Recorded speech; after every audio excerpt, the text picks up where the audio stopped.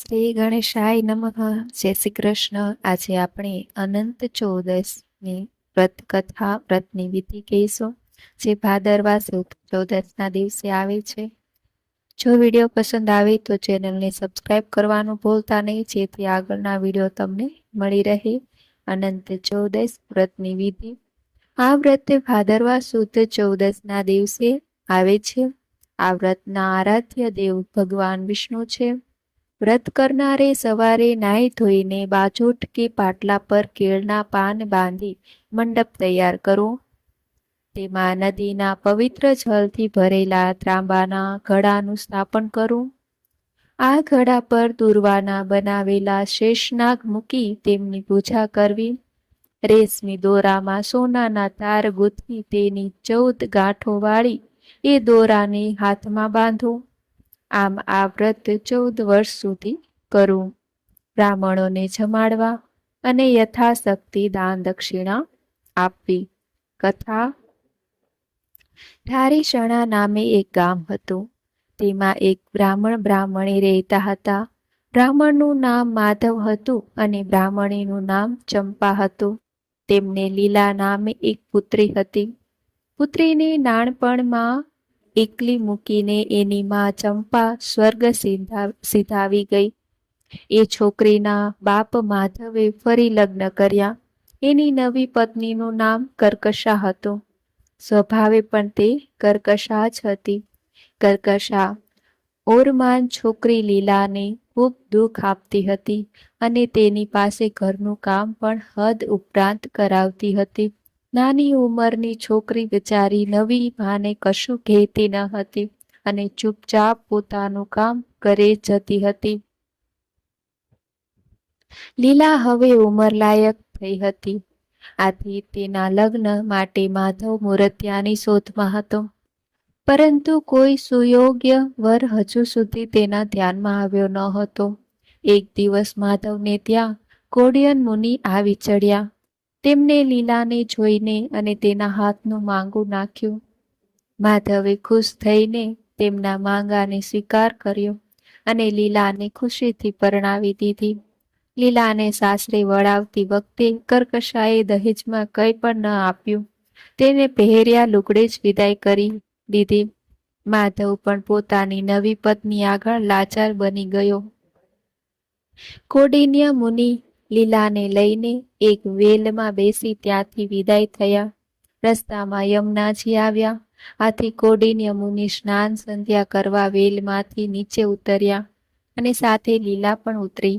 નદી કિનારે આવીને લીલાએ જોયું તો કેટલીક સ્ત્રીઓ પૂજા કરી રહી હતી. આથી તેને કૌતુક થયું અને તેમની પાસે જઈને પૂછવા લાગી, બહેનો, તમે શાનું વ્રત કરો છો? આ વ્રત એક સ્ત્રીએ કહ્યું. આ સાંભળીને એક સ્ત્રીએ કહ્યું, બહેન, આજે ભાદરવા સુદ 14નો દિવસ છે, એટલે અમે અનંત ભગવાનનું વ્રત કરીએ છીએ. એ વ્રત કરનારે પુરુષવાચક એક અનાજ લઈ રાંધવો. ત્યાર પછી તેમાંથી અડધું ખાવાનું બ્રાહ્મણને આપવું અને અડધું પોતે ખાવું. એક સૂતરનો દોરો લઈ તેની ડાબી બાજુએથી 14 ગાંઠો વાળી તેને કંકુથી રગવો. ત્યાર પછી ચંદન ચોખાથી તેની પૂજા કરી વ્રત કરનારે ડાબે હાથે બાંધવો. લીલાએ વ્રતની વિધિ ધ્યાનથી સાંભળી લીધી અને ત્યાં જ વ્રત પૂજન કરી પોતાના ડાબા હાથે દોરો બાંધી લીધો. ત્યાર પછી કૌંડિન્ય સ્નાન સંધ્યા કરી આવી પહોંચ્યા. તેઓ વેલમાં બેસી ઘર તરફ ચાલી નીકળ્યા. ઘેર આવી પતિ પત્ની સૈયા સુખ માણતા હતા અને આનંદ મસ્તીથી રાત્રિનો સમય પસાર કરતા હતા. ત્યાં અચાનક કૌંડિન્યે લીલાના હાથે બાંધેલો દોરો જોયો અને શંકાશીલ ભાવે પૂછી બેઠા, તે આ હાથે શેનો દોરો બાંધ્યો છે? લીલાએ દોરો પર નજર નાખતા કહ્યું, અનંત ભગવાનનો. મેં આજે તેમનું વ્રત લીધું છે. કૌંડિન્યને તેના જવાબથી સંતોષ ન થયો અને તેમને ગુસ્સામાં આવીને પત્નીના હાથે બાંધેલો દોરો તોડી નાખ્યો. તેમના મનમાં એમ કે પોતાને વશ કરવા માટે તેને આ દોરો બાંધ્યો હતો. લીલાએ તૂટી ગયેલા દોરાને લઈને દૂધમાં નાખ્યો કોડિન્યા આ જોઈ ગયા. તેમણે દૂધમાંથી દોરો કાઢી લીધો અને બાળી મૂક્યો. કોડિન્યના આવા વર્તનથી અનંત ભગવાન કોપાયમાન થયા. થોડા જ વખતમાં તેમના ઘરમાં સુખ, શાંતિ અને સમૃદ્ધિ છીનવાઈ ગયા. તેઓ દુઃખી થઈ ગયા. અન્ન અને દાંતને વેર થઈ ગયું. આથી લીલાએ પોતાના પતિને સમજાવતા કહ્યું, નાથ, આપણા પર અનંત ભગવાનનો કોપાય છે. તમે તેમનું અપમાન કર્યું, તેથી આપણને આ દિવાસો જોવા મળ્યો છે. માટે કૃપા કરીને ભગવાન અનંતને રીઝવો, તેમની કૃપા યાચો. પત્નીના વચનો સાંભળી કોડિન્યની આંખ ખુલી ગઈ. તેઓ હવે પસ્તાવા લાગ્યા. ત્યાર પછી તેઓ અનંત ભગવાનને શોધવા જંગલમાં જઈ પહોંચ્યા. ત્યાં જઈ તેમણે આંબાને પૂછ્યું, હે આંબા, તે અનંત ભગવાનને જોયા છે? આંબાએ કહ્યું, ના મુનિરાજ, મેં તો જોયા નથી, પણ તમને જો મળે તો મારી વતી પૂછજો કે મારી કેરી કેમ કોઈ ખાતું નથી, મારી ડાળ પર કેમ કોઈ માળો બાંધતું નથી. આંબાને આશ્વાસન આપી કોડિન્ય આગળ વધ્યા. રસ્તે જતાં એક ગાય મળી. કોડિન્યે ગાયને અનંત ભગવાન વિશે પૂછ્યું તો તેણે કહ્યું, જો મેં ભગવાનને જોયા હોત તો મારું દૂધ કેમ કોઈ પીતું નથી, તે તમે પૂછી ન લેત. માટે તમને જો ભગવાન મળે તો આ વિશે પૂછતા આવજો. કોડિન્ય તેને આશ્વાસન આપી આગળ વધ્યા. આગળ ચાલતા તેમને એક બળદ મળ્યો. તેને અનંત ભગવાન વિશે પૂછ્યું તો પણ જવાબ ન મળ્યો. આથી તે આગળ વધ્યા. રસ્તે જતા 2 તળાવ આવ્યા. તળાવને પણ પૂછ્યું, પણ ત્યાંથી પણ કોઈ જવાબ ન મળ્યો. આગળ જતા ગધેડો અને હાથી મળ્યા. તેમને પણ અનંત ભગવાન વિશે પૂછતા કઈ સરખો જવાબ ન મળ્યો.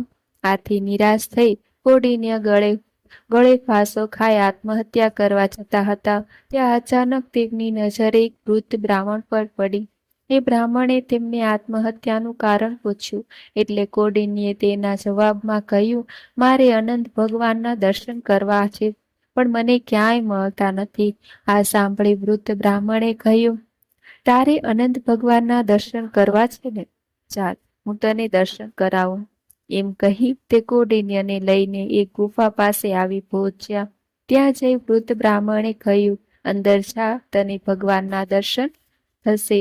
કોડિન્યે ગુફામાં જઈને જોયું તો સ્વયં અનંત ભગવાનને જોઈ કોડિન્ય તેમના પગમાં પડી તેમને કરગરવા લાગ્યા.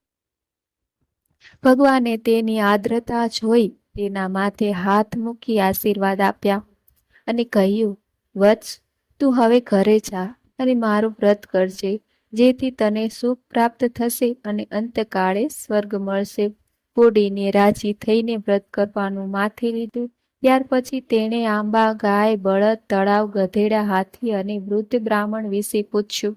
તેના જવાબમાં અનંત ભગવાને હસીને કહ્યું, વત્સ, આંબો ગયા ભવમાં ખૂબ વિદ્વાન બ્રાહ્મણ હતો, પણ તેને કોઈને વિદ્યા આપી ન હતી. આથી તેનું ફળ કોઈ ચાખતું નથી કે તેના પર કોઈ માળો બાંધતું નથી. ગાય પૃથ્વી હતી, બળદ ધર્મ હતો, તળાવો પૂર્વજન્મમાં બ્રાહ્મણીઓ હતી.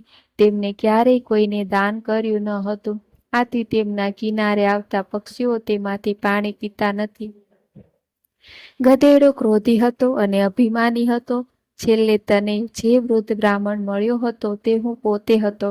આમ કહી અનંત ભગવાન અંતર્ધ્યાન થઈ ગયા. ત્યાર પછી કોડિન્ય અનંત ભગવાનના નામ રટતા રટતા ઘેર આવ્યા અને પત્ની સહિત અનંત ભગવાનનું વ્રત કરવા લાગ્યા. તેના વ્રતના પ્રભાવને લીધે તેમને ત્યાં ફરી પાછી સુખ, શાંતિ અને સમૃદ્ધિ આવી. કોડિન્યની પત્ની લીલાને પેટે સરસ મજાનો પુત્ર અવતર્યો. હે અનંત ભગવાન, જેમ તમે કોડિન્ય મુનિ અને તેની પત્ની લીલાને ફળ્યા, તેમ આ વ્રત કરનારને, કથા વાંચનારને તથા સાંભળનારને ફળજો.